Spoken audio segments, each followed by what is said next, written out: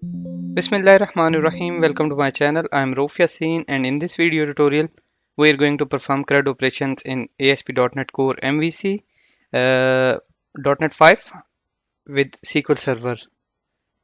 So before creating a project, let's understand a quick I'm going to give you a quick introduction of .NET 5, which is the major release of .NET Core after .NET 3.1, .NET Core 3.1. So basically .NET 5 is a unified variant of .NET Core 3.1 and the Microsoft .NET Framework 4.8. And now in order to remove the complexity or misconfusion, Microsoft renamed the .NET Core variant ASP.NET Core 5.0 is basically into .NET 5 to avoid confusion between ASP.NET MVC 5, ASP.NET Core 5, and .NET Core related things. So basically, .NET 5 is a unified variant of uh, Microsoft .NET Core 3.1 and the Microsoft .NET Framework 4.8, and this is the major release. And by the way, this is open source framework, and the complete source code of framework is available on GitHub. And more importantly, it is cross-platform. So we're going to perform CRUD operations. We're going to create a ASP.NET Core MVC based application in which we will perform CRUD operation, which is create, read, update, delete, and we will learn all the things related to .NET 5 entity framework and SQL Server. We'll perform CRUD operations using SQL Server databases.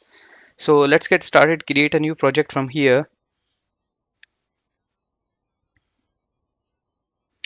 and from here we are going to select ASP.NET Core MVC.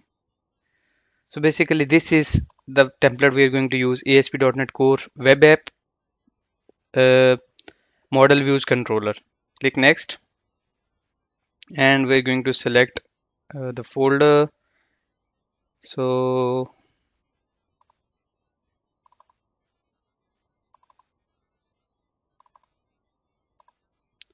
and over here we'll write employee CRUD app.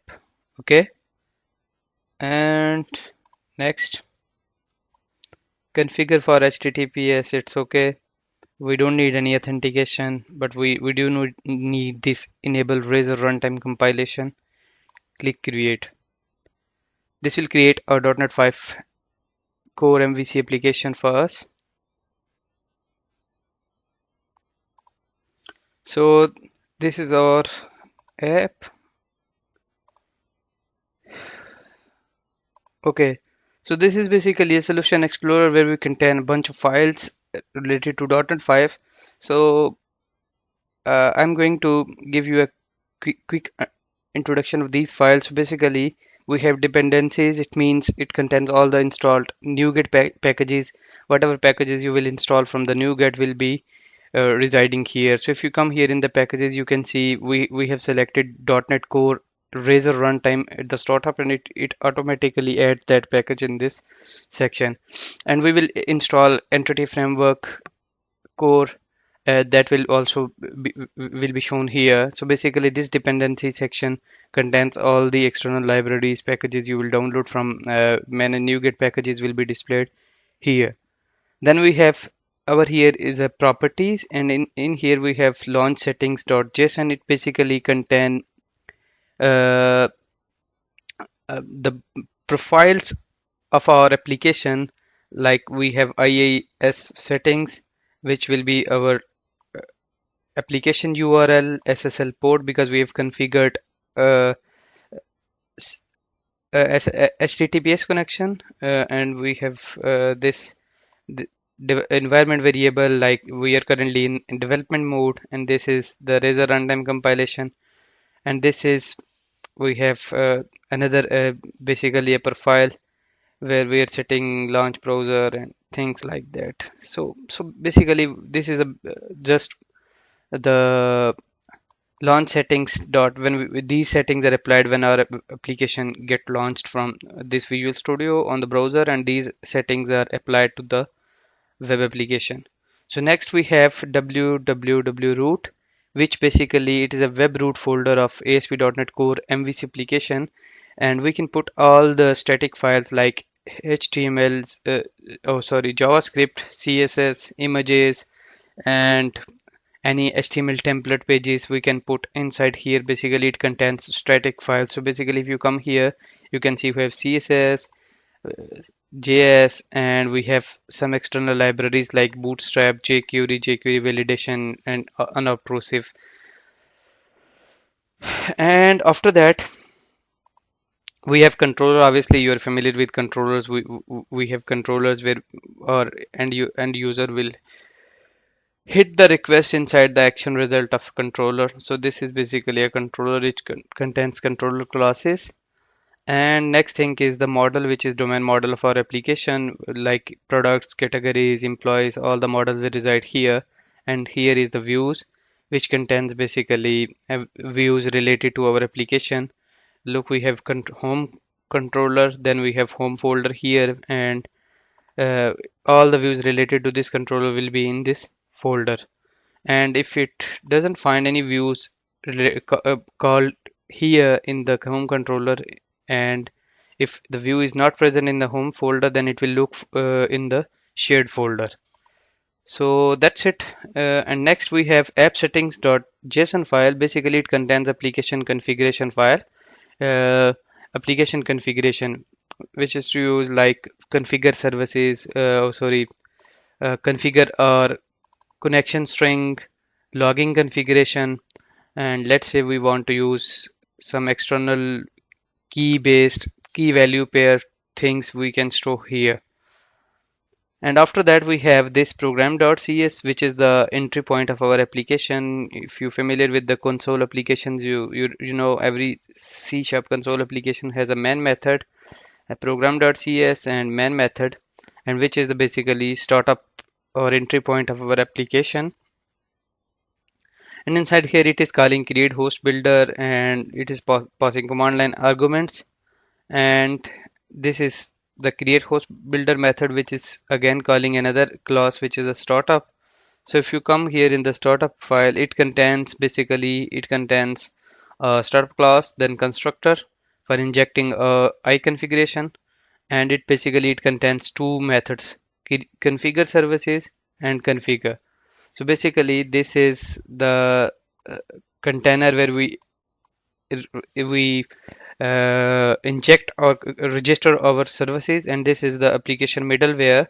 And over here in this section, order is very important. You'll have to set up things in an order, and this is the iService. You can say iService collection container. Uh, you can register your services at any order doesn't matter in this method. So but this is the middleware, this is the pipeline of your application, how your application goes through a pipeline. So order matter here. Okay, so basically that's it for the quick introduction of this .NET Core MVC application. But we're going to perform CRUD operations, so let's start. And first of all, we need a controller. In order to perform CRUD operations, we need a controller. So obviously, we'll create a controller, and let's say we're going to perform CRUD operation with employee. So I'm going to create empty controller, MVC empty controller, and I will rename this controller as employee controller.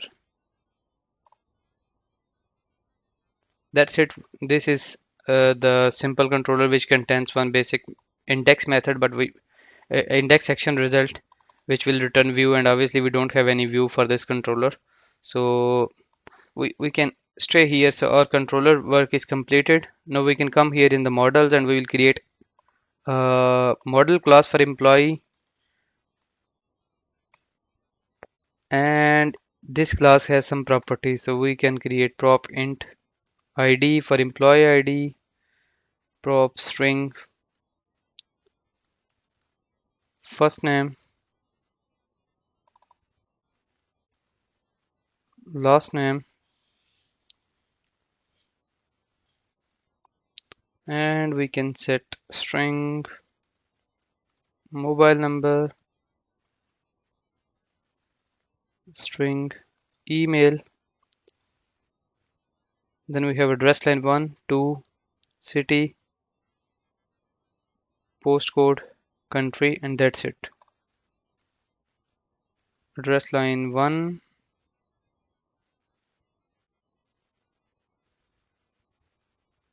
address line 2,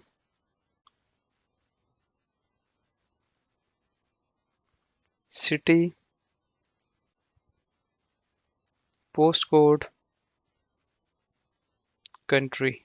Okay, so this is basically we have only one model for the employees, and this is basically will be an employees table inside our database. We'll configure entity framework in a minute.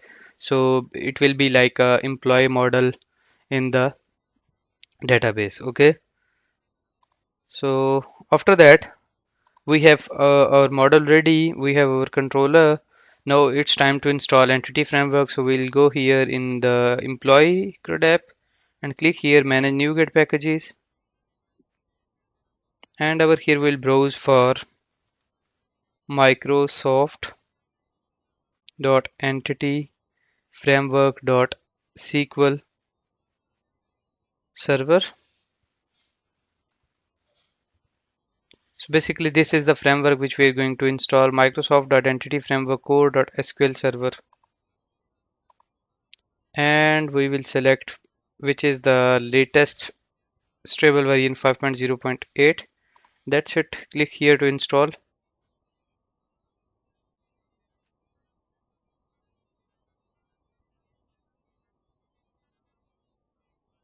And I accept. Another important package we'll have to install is this Microsoft.entity framework core.sql server.design, which basically will allow us to run our migrations and things on within the entity framework. So install this.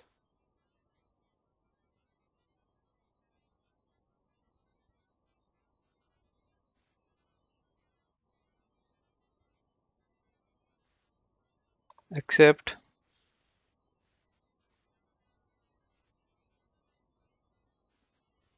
That's it.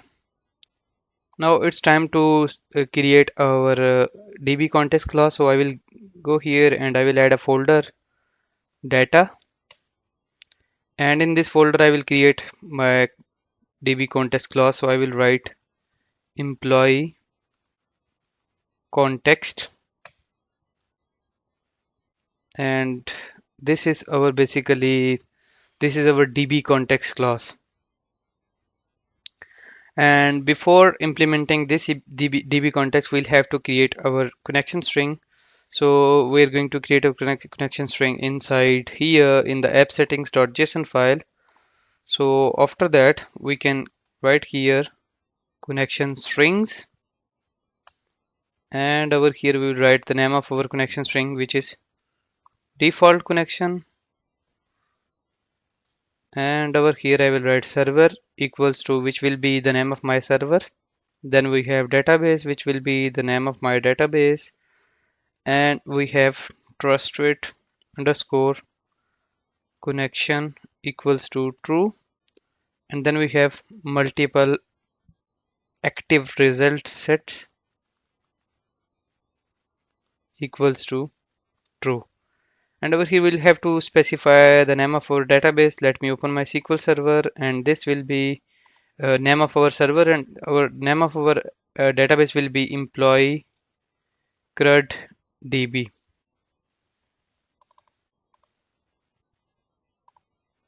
So we'll copy the name of our server from here,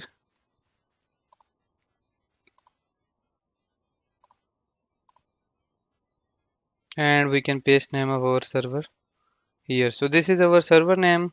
Then we have database name employee crud db. Then trusted connection equals to true, and multiple active results equals to true. So that's it. So we have set up our connection string between the inside app settings.json file, and now we are ready to set up our DB context class. So basically this is our employee context, which will inherit from DB context.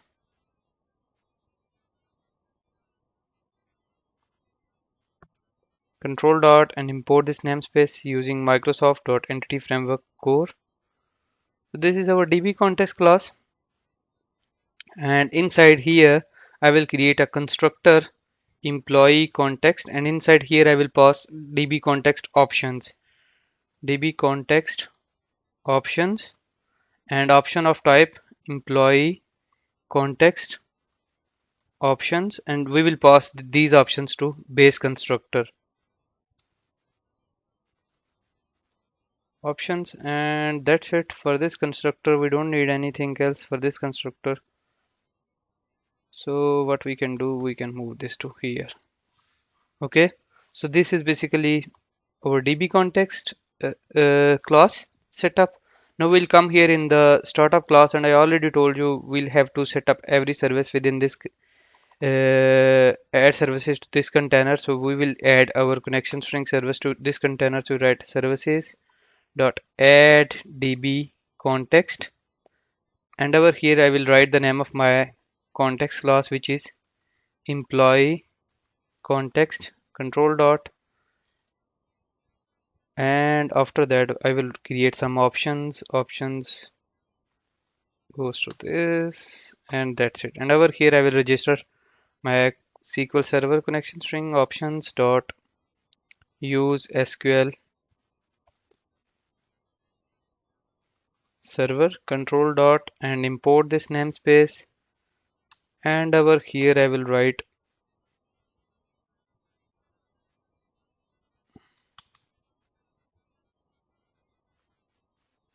configuration.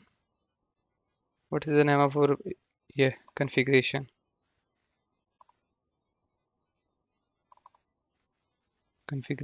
dot get connection string, and over here I will write the name of my connection string default connection.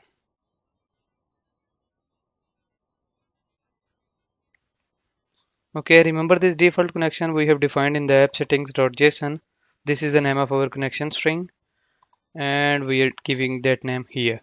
So that's it for this section. So we have set up our connection string within the startup.cs and app settings.cs, app settings.json file, and we have created this employee context class, and we are passing that employee context to the base constructor class. Okay, so it's time to set up our table. So we already have created employee table. The only thing we need to set up here, property of db set employee control dot import the namespace, and over here we'll set the name of our table in the database employees. Perfect. So quick review, we have installed entity frameworks.sql server, then we created this context class, we configured our connection string in the app settings.json file, pass in the constructor class, and set up in the startup.cs class. And this is the last thing we did to add a db set of our employees model. Now it's time to create our database. So how we will create our database? We'll come here in the package manager console and Crud app. Okay, so over here I will add migration, and I will write name of my migration initial create. You can write any name here.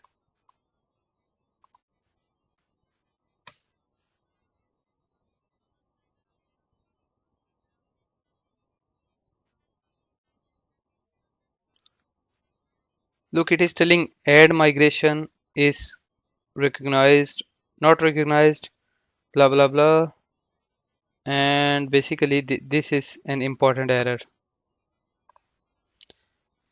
So basically, errors are very good. You need to understand, if you search this error, basically it will tell you you need Microsoft Identity Framework Core or tools in order to run migration. So we have already installed one package which was, I remembered, this design SQL Server design is required, but we still need Entity Framework Core or tools in order to run migration. So we can install it, no problem.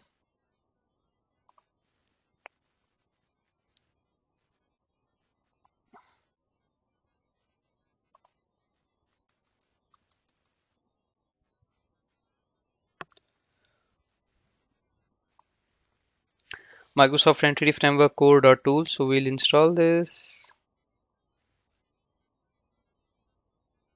I accept.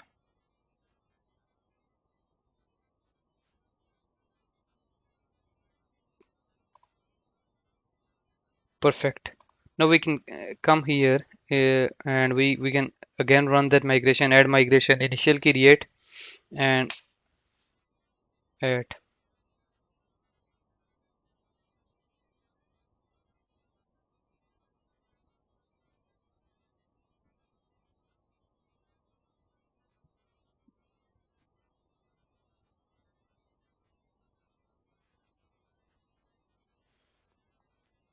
And that's it. You can see it is creating a create table, which basically the name of our table is employees. Then it is setting up some properties of connect our table, and that's it.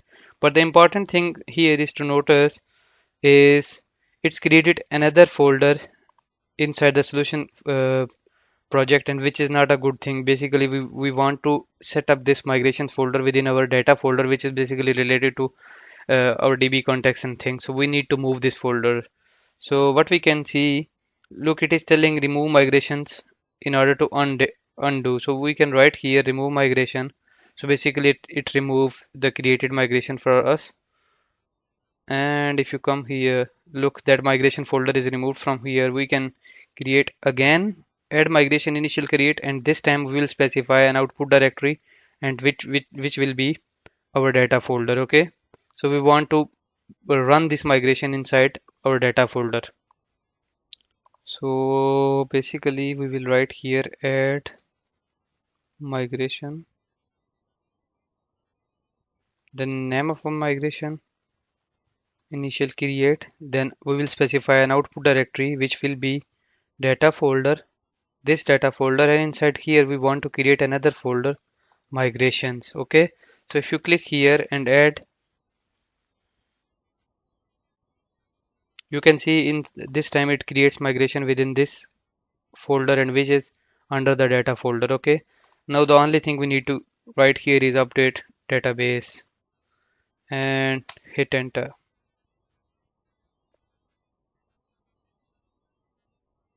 Perfect, build succeeded. Now we can make sure our database is created or not.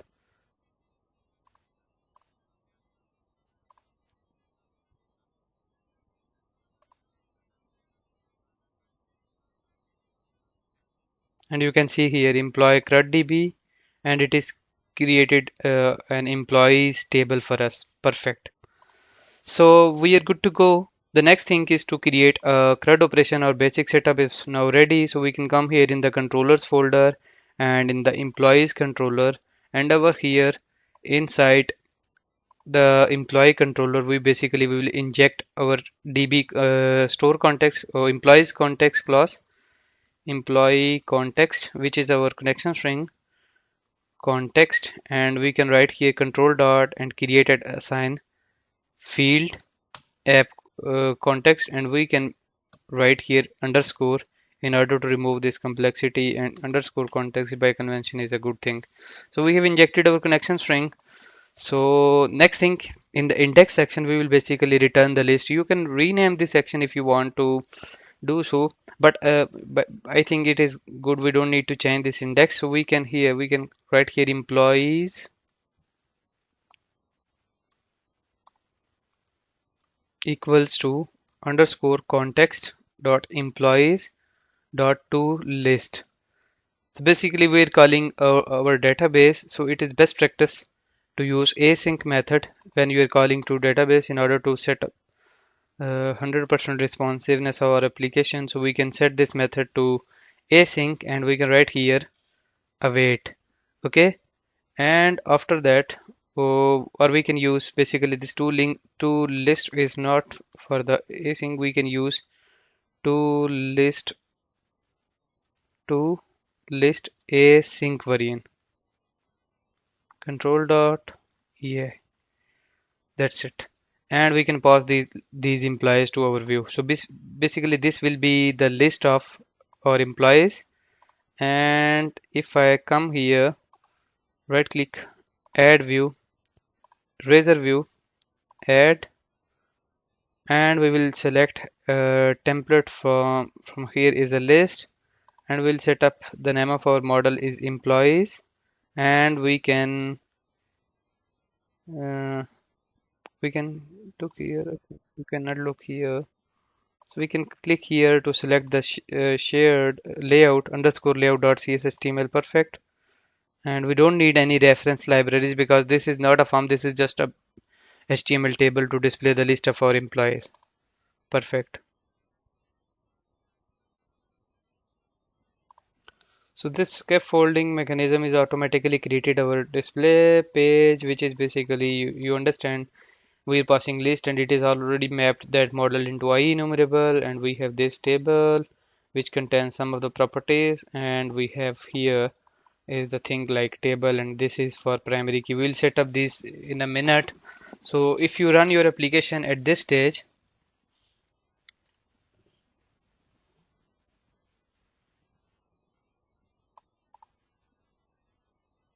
and this is our application. So if I click here and over here I will write the name of my controller employee slash name of my index action,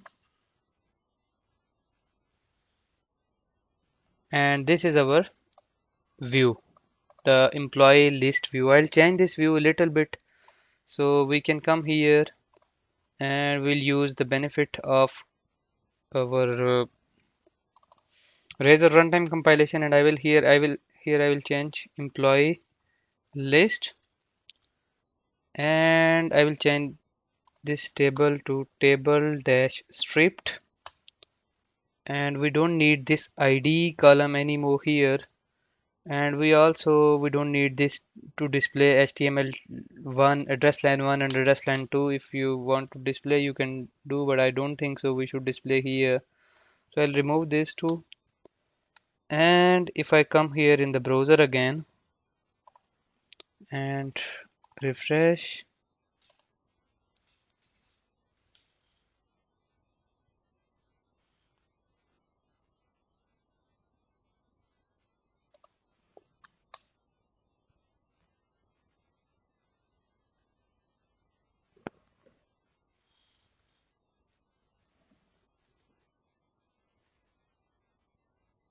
perfect, you can see we have employee list here, then this create new, and we have first name, last name, mobile number, email, city, postal code, and country.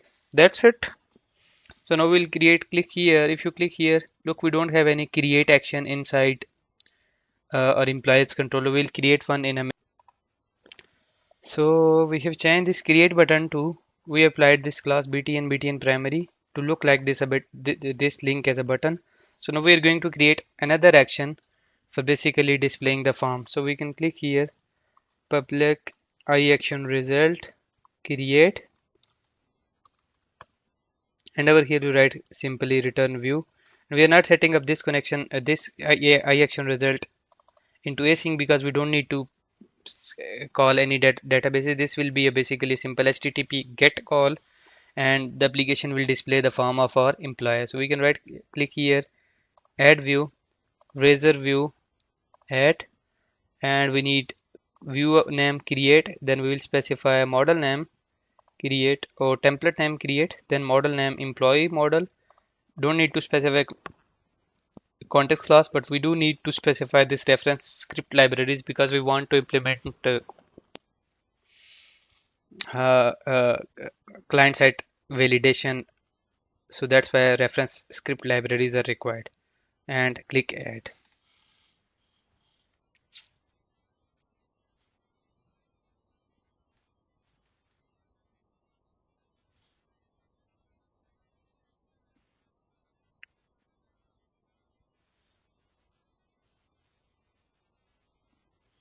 That's it. It has created a form for us, and this is create. We don't need this h1, and we can write here employee information, and that's it. Now we can run this application and see what it is giving us.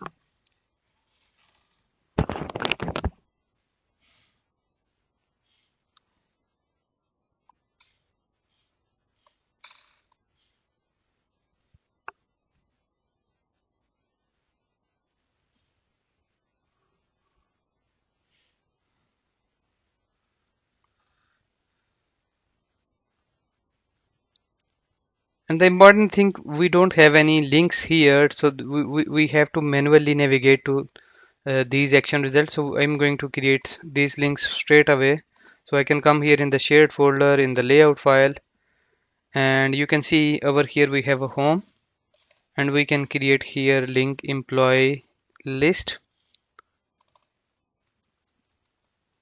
new employee, and we'll have to call employee controller, and this will hit to index action of employee controller, and this will hit to create action of employee controller. This makes sense. So we can click here so that we don't have to manually type in the URL like employee controller and things. We can click here and we can navigate to our controller. So look, employee list, when I click here, so this is basically our employee list form, and if I click here, it is opening this employee form for us. So basically this is employee information, this is an ID column, and we have first name, last name, mobile number, email address, and everything for what we have required here. And this ID column is, by the way, an auto incremented field by convention, so we don't need this. So we can come here in the create action. We don't need this ID column anymore. We can remove this here. So basically what it is doing for us is creating column D4 and all the form within that column D4. So what we can do, we can click here column D, we can set column D6 here, and this is our form, this is our model, and these are our controls. So we can create here our own classes. Div class is equals to call md dash 4. This is our first class, first column.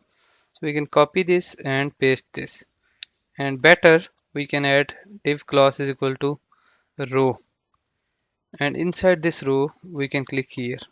Yeah, that's it. This makes sense because we want to display uh, okay, we want to display in two controls in a line. So this is for 2 2 2. Okay, so now we can cut here. This is first name, it will come into the first four column of this row, and we have this cut second four column of this row and cut.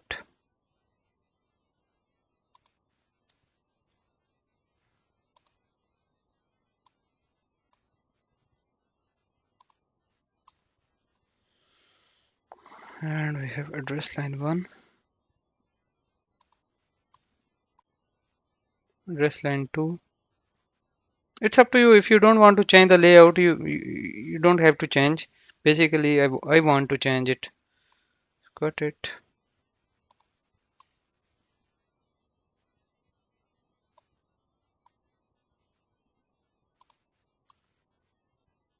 And the next thing is this country, and we don't need this column anymore, so we can remove this, and we can come here. And if I go here in the browser and I refresh this page, let's see what it is doing for us. So look, basically it display in two columns but very small column. So basically what we can do, we can come here and we can write here 12. We can set here 6 6 6 6. So in each row we have 12 columns, so we can set here 6 column for each control.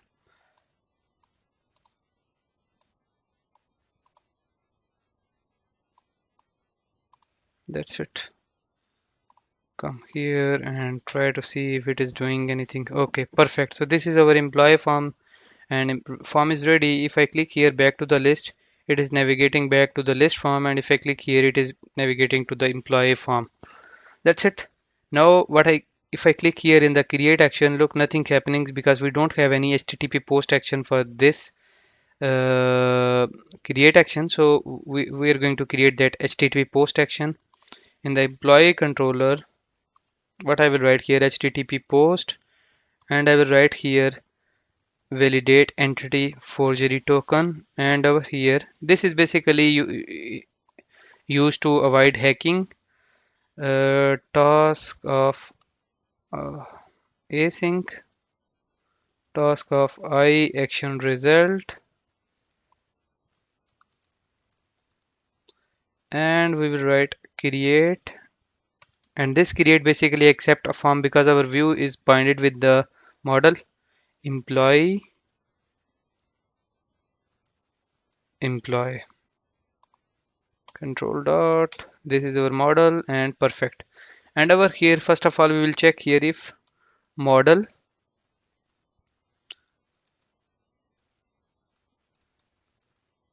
state dot is valid, then we will do here what we are going to do.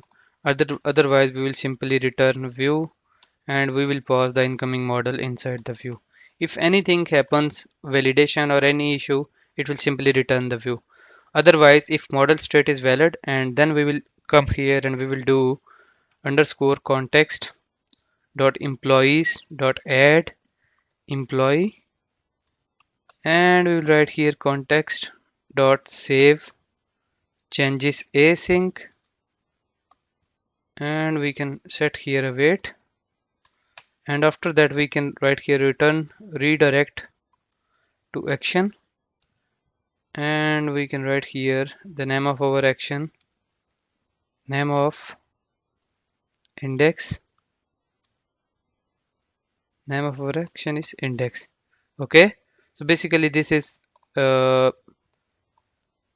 you can say quickly it will add into the database, and it will do whatever we're telling it is to do. So let's start and see what it is doing for us.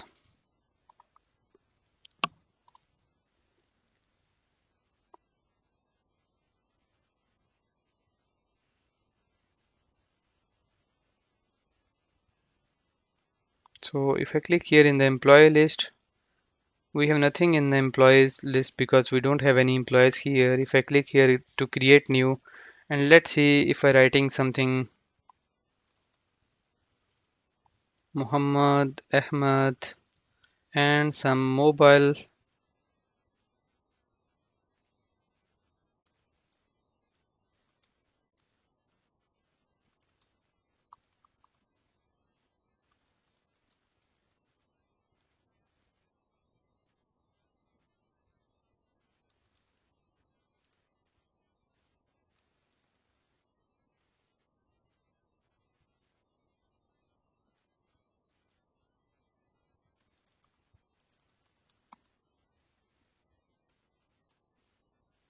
Okay, and if I click here in the create,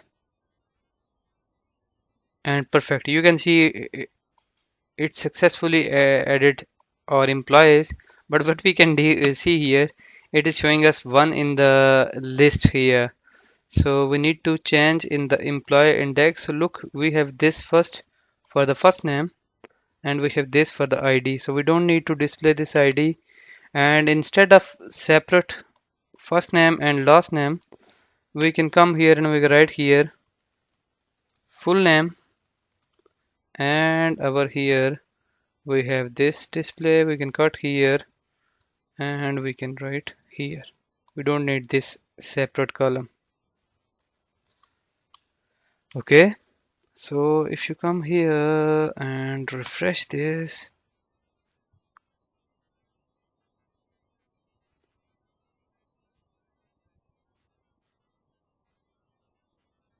so you can see we have Muhammad Ahmad inside full name, then mobile, then email, and all the things related to this.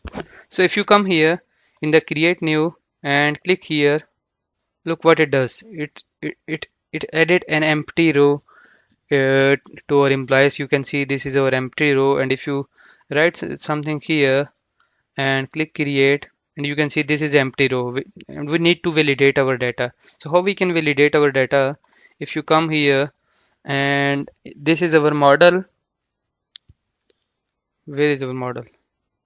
Inside models folder we have employees model, and we want this field to be required. So we write here required control dot import the namespace, and over here we can set error message equals to first name is required.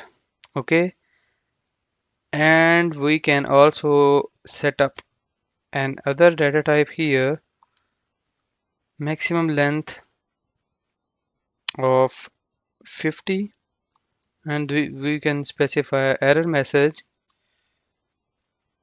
first name should contain maximum 50 characters. Okay, so this is how you can apply data annotations. So let's say I want to apply these data annotations to first name, last name, and over here in the email I want to apply another data annotation, data type dot email, and that's it. This is just to show you how to you can apply data annotation. There are another properties of these data annotations: maximum length, minimum length, data types, regular expressions. And now what we'll have to do in order to impact these things, if you look here, first name, and we have maximum length 50, and if you come here in the SQL server, right click design, and you can see all the string properties has n varchar of max. So we need to control this. I have shown you how to you can control, and in order to impact these changes to the database, we will have to create another migration. So what we can write here, add migration, and we can write the name of migration, added data annotations to employee model. Always give useful name to your migration. So I can click here to add,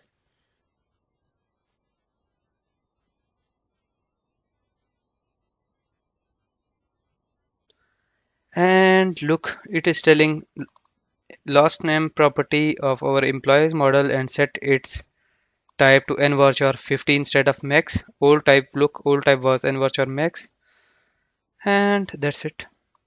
And it is also setting null label equals to false. It means that it is now required field. We can write here, we can click here, update database, and that's it. If you come here in the SQL server, close this, right click, design it again, and I think these changes are not applied. Refresh,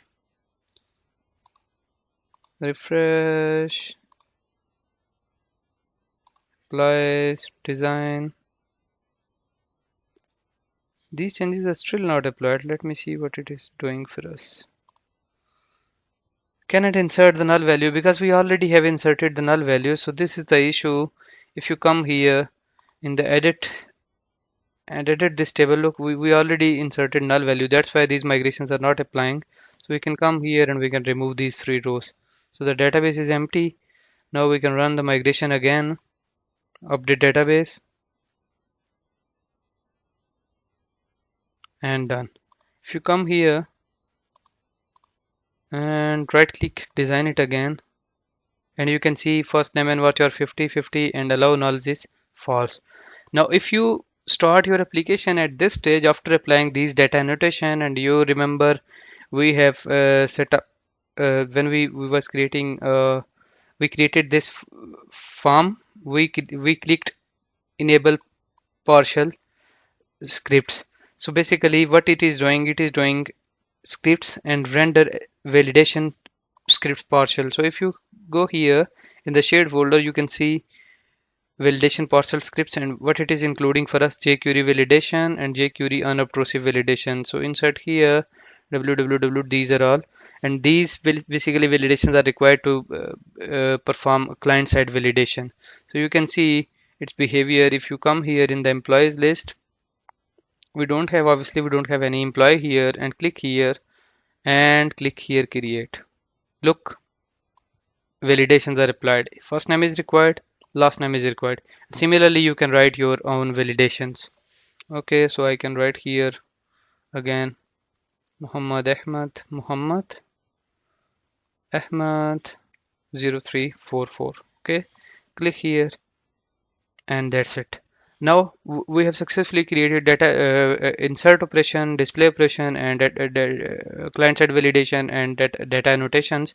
Now it's time to click here and write the edit action. So if you click here, look, it is calling employees slash edit, and it is not passing any ID for the employee. So if you come here in the list view, the first thing we'll have to change this behavior to uncomment. We don't need any details action, by the way, so we can remove here straight away, and we will have to pass an ID property of our employee.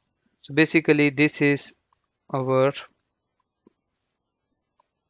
parameter which we'll have to pass inside our controller. So in order to see this impacting here, we should have an ID of employee after that edit action.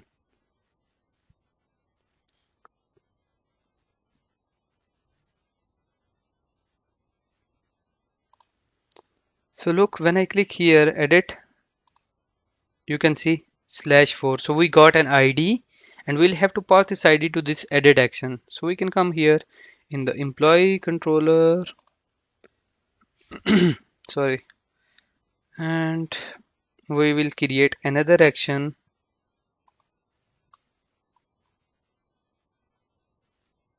and public async task of I action result edit, and it is expecting an ID which will be an optional because we want to set this ID as an optional, and over here will check if ID equals to null or ID equals to 0, or we can say ID less than equals to 0, and we can simply return here bad request. We don't want to handle any request which comes with this without ID or ID is equals to 0. And otherwise, what we can do, we can click here for employee in DB equals to underscore context dot employees dot first or default async, and over here we can pass here e goes to e dot id which is equals to id. That's it. And basically we're calling async method, and we'll have to use await keyword here. That's it. And after that we'll check here if employee in DB is equals to null, then we can click here return not found. You can specify, obviously you can specify bad request view, not found views, your customized views, okay? And after that what we want to do, we want to return view if this employee exist, so we can pass here employee in DB. So if you want to implement both actions in the create, you can do, no problem, but in order to avoid complexity, I am going to create another view for the edit. So I can click here, right click, add view, razor view, add, and I will create here edit view, and I will specify employees model, and obviously this will also contain a form, so reference script libraries is also included here. So we can come here and set up this.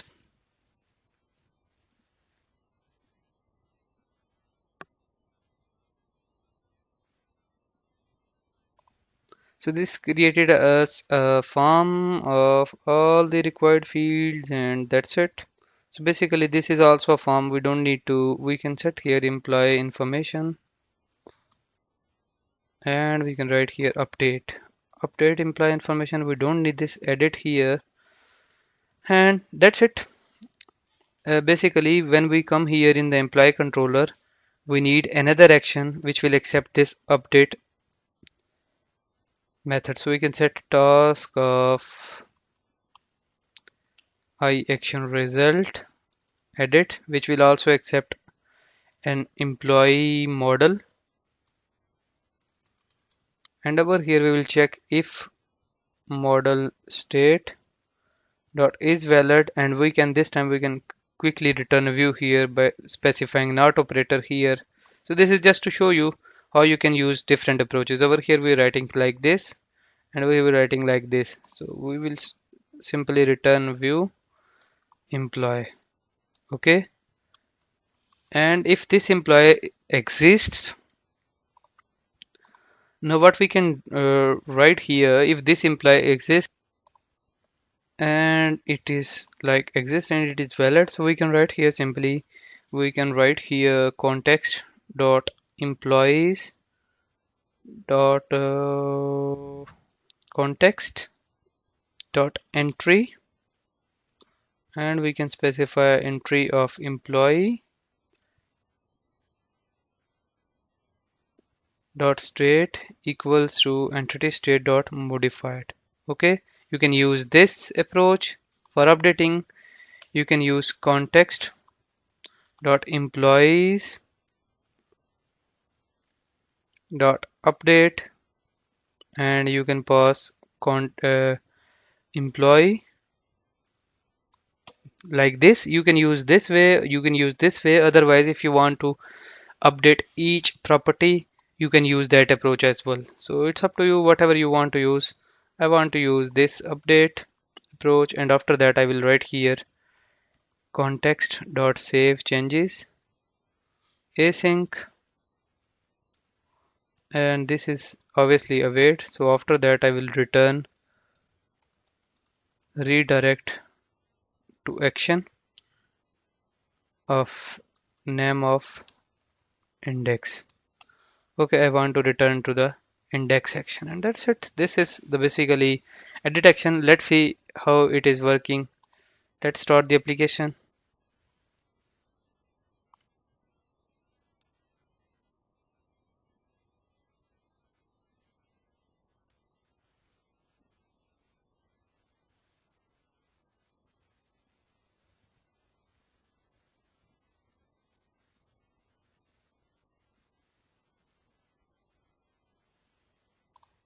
Employee list,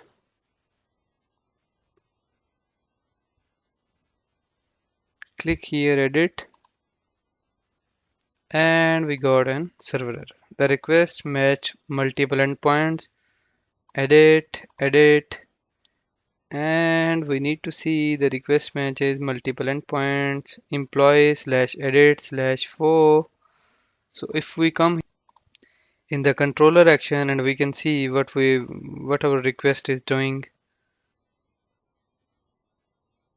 So we can add breakpoint here. Oh, basically we don't have specified here an HTTP post. So basically we need to specify an HTTP post here, and we also need to specify validate anti-forgery token. Let's start one more time. So basically by convention this is a get request and this is a post request. So get by default, if you are not specifying anything, it will be considered as a get request, and we we have two get request of edit, and which this was a confusion. Click here in the employee list, edit, and perfect. You can see this is our edit action, and which is a different action. And if you want to display ID, you can display here, but here user can change this ID. So we need to change this behavior. If we come here in the edit action, edit view, and this is an ID column, we can set here, we don't need this here. So basically instead of this we can use an hidden attribute at html dot hidden for m goes to, or you can write e goes to e dot id. That's it. This will be a hidden field here. And if you want to change the layout, you can change, because I already showed you how you can change the layout. But this was an important thing to in order to avoid this ID to be edited here. So that's why I removed here and I set up this ID column as a hidden field.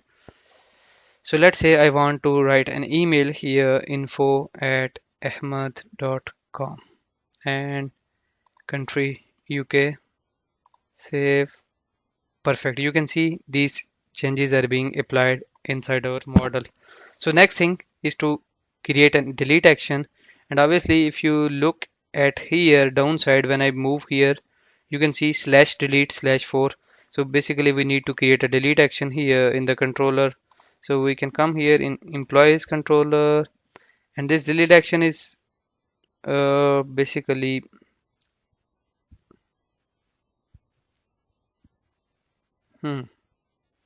so we can come here and we can write a public async task of I action result delete int of id.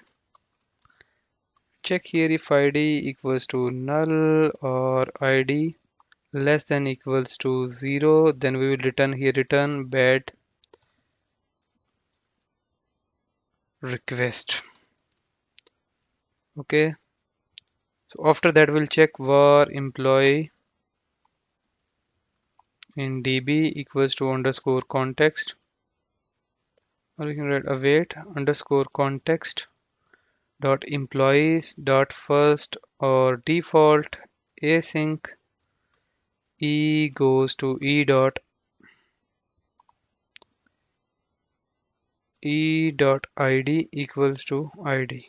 Okay, and after that we'll check if employee in db equals to null, then we can return here return http or simply write return not found. Otherwise if we still have an employee, so we can write here context dot employees dot remove, and we can pass employee in db. Okay, and after that we can write here await context dot save changes async and return a redirect to action name of index. Okay, so let's start and see if it is working or not.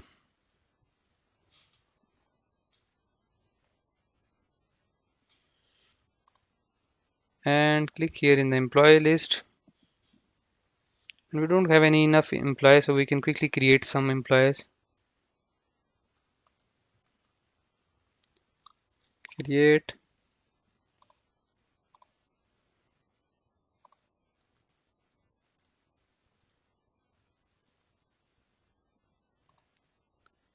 and if you click here on the this employee, look, it is deleted. If you click here, deleted. If you click here and write some address line, this and click here, and you can see all these things are updated. So this was the real quick tutorial, not exactly quick. Basically we have spent an hour in order to learn all these things. So this was important.